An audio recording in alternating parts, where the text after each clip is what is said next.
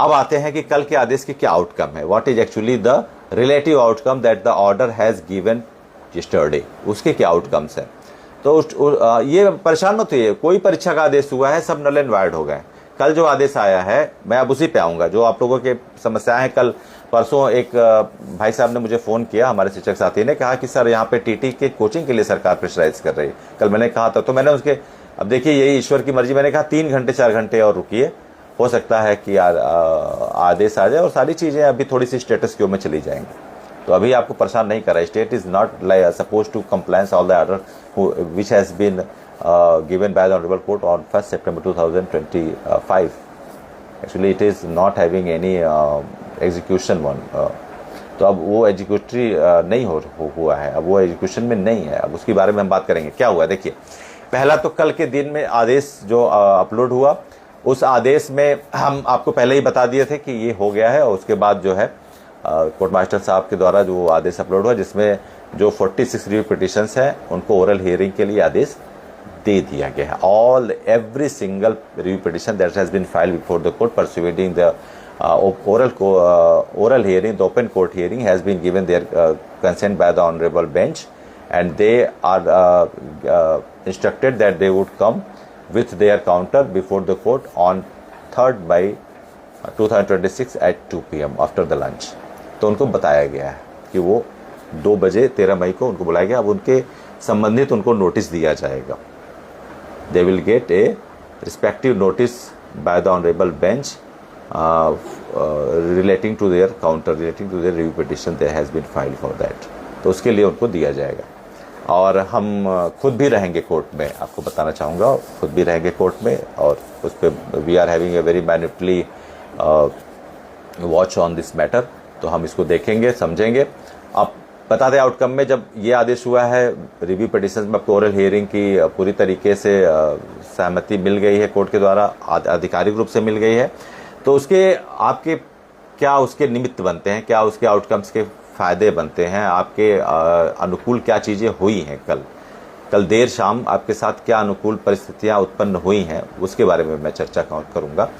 उसमें सबसे जो पहली बात आती है कि जब कोई आदेश दिया जाता है बेंच के द्वारा, और ये डबल बेंच का आदेश है, और उसमें फिर रिव्यू के लिए हम जाते हैं, जो अगली विधिक प्रक्रिया होती है। तो रिव्यू में उस आदेश को ही माननीय बेंच के द्वारा फिर से रिकंसीडर या फिर रीअसेसमेंट के लिए स्वीकार करना एक बहुत बड़ी रिलीफ और राहत की बात होती है संबंधित प्रभावित पीड़ित पक्ष के लिए। ये छोटी बात नहीं होती, क्योंकि जो एक्सेप्टेंस रेशियो होता है ऑफ रिव्यू पिटिशंस की, वो बहुत ही कम होती है। इसकी प्रोबेबिलिटी 1/500 होता है। प्रोबेबिलिटी आप लोग पढ़े होंगे, प्रायिकता, तो 1/500 होता है। 100 भी नहीं, 1/500 होता है। 500 में से एक केस के ही स्वीकार करने की प्रायिकता होती है, क्योंकि कोई भी माननीय बेंच अगर अपने ही दिए गए आदेश को अगर पुनर्समीक्षा के लिए, पुनराकलन के लिए, पुनर्विचार के लिए स्वीकार करता है, तो ये जरूरी मानता है कि कुछ ऐसे बिंदु हैं तर्कसंगत जिनको उस समय शामिल नहीं किया गया, और वास्तव में इसकी सुनवाई के लिए इनको विधिक कन्वेंशनल हियरिंग का मौका दिया जाना चाहिए, इसलिए वो देते हैं। तो ये आपकी बहुत बड़ी जीत है, छोटी मोटी जीत नहीं है, ये बहुत बड़ी जीत है कि 25 लाख शिक्षकों के इस न्याय संगत, तर्क संगत विधिक प्रक्रिया में जो पुनर्विचार याचिकाएं हैं उसको स्वीकार किया गया माननीय बेंच के द्वारा। उनके दिए गए आदेश को वो फिर से उन्होंने वापस किया, रिवर्ट किया है। अब उस रिवर्ट के फायदे क्या है, रिवर्ट्स के मैं सारे जो है कि लीगल इंटरप्रिटेशंस बताऊंगा, क्या है एनालिसिस बताऊंगा। उसके मतलब मायने ये हैं कि जो 1 सितंबर 2025 का आदेश आया था, जिसमें ये कहा गया था कि सभी अध्यापक जिनकी सेवा 5 वर्ष से अधिक बची है, उनको 2 वर्ष के अंदर टेट परीक्षा देना है with effect from that date, उसी डेट से। और उसका कंप्लायंस जो है कि 2027 31 अगस्त तक के लिए माना गया था। इस आदेश पुनर्विचार याचिका के आदेश के स्वीकार होने के आदेश के बाद स्थिति क्या बनती है कि अब उस आदेश के वो कंप्लायंस करने का स्टेट्स के पास कोई बाध्यता नहीं रह गई। स्टेट उसको बाध्य नहीं है, क्योंकि अब ये विधिक प्रक्रियाएं, अब आपकी जो रिव्यू पिटिशंस है वो फ्रेश हियरिंग के लिए चला गया। अब उसमें सारे जो है 46 जो पुनर्विचार याचिकाएं हैं उनके संबंधित पक्षों को सुनने का पूरा कन्वेंशनल मौका दिया जाएगा, पूरा मौका दिया जाएगा। तो जो भी संबंधित प्रभावित स्टेट है, पक्ष है, उनको 2 साल में अपने संबंधित अधीनस्थ जो और ये कर्मचारी है, शिक्षक है, उनके लिए 2 साल की बाध्यता सुनिश्चित कराने के माननीय सुप्रीम कोर्ट के 1 सितंबर 2025 के आदेश का कोई अब विधिक बाध्यता नहीं रह गई है, क्योंकि मामला उसी बेंच द्वारा स्वीकार कर लिया गया है।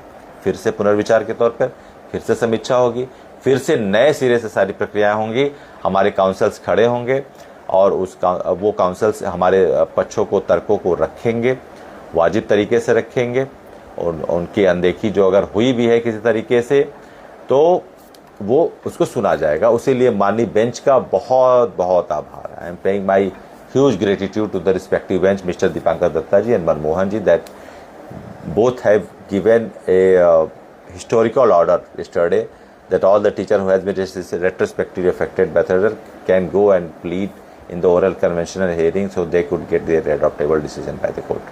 तो उसके लिए हम जो है बहुत बहुत आभार करते हैं, हमारा बहुत बहुत हम कृतज्ञता ज्ञापित करते हैं आपके लिए, विनयान्वित कृतज्ञता ज्ञापित करते हैं अपने देवता समान हमारे दोनों माननीय जजों को। तो कहने का मतलब है कि फिर वो स्टेट कंप्लायंस करने के लिए बाध्य नहीं है, फिर वो जो टेट परीक्षा कराना है, ये करना, वो सारी चीज़ें खत्म हो गई। तो वो पैनिक से आप बाहर आ जाइए, वो पैनिक से आप बिल्कुल बाहर आ जाइए। केस की नए सिरे से सुनवाई होगी और जी मैं कोशिश करूँगा I would myself would also be present there and there is also a section in the supreme court that you by yourself as a petitioner can plead your case. I would try. तो कहने का मतलब है संजय भैया, कहने का मतलब ये है कि पहले तो इस मैटर पे जो हमने एनालिसिस किया है उस पर ये जो आदेश आया है उस आदेश से एक तो आपके 2 साल की बाध्यता वो ख़त्म हो गई है पूरी तरीके से, और उसके बाद नए सिरे से सुनवाई होगी। सभी पक्षों को पूरी तरीके से कन्वेंशनल तरीके से एकदम सुनवाई के लिए मौका दिया जाएगा। सभी पक्षों के अलग अलग विषय हैं, भर्ती प्रक्रियाएँ अलग अलग हैं। Every state is having a very different type of their enrollment criteria in their respective states. So how can it has been judged in a single parameter? तो इसको एक पैरामीटर पे आप जज नहीं कर सकते। अभी कश्मीर का जो हमने कराया था, कश्मीर का आना बहुत बड़ा एक विषय है, बहुत फैक्टर है ये आपके लिए, जिसको कहते हैं एक्स फैक्टर है। इसके लिए एक्स फैक्टर आप समझते हैं ना, एक्स फैक्टर का मतलब ये होता है कि एक पैनेकिया है, रामबाण है। It would just do like a panacea panacea जैसे बीमारियों में काम करता है रामबाण, उसी तरह ये पैनेकिया की तरह काम करेगा कश्मीर, क्योंकि कश्मीर में हम बताए थे कि 31 अक्टूबर 2019 के बाद इंट्रोड्यूस हुआ। तो जो भी अगर अमेंडमेंट होते भी हैं, अगर संसद के द्वारा जो भी हुए हैं, तो वास्तव में 2019 के बाद वो लागू हुआ है वहाँ पर RT एक्ट।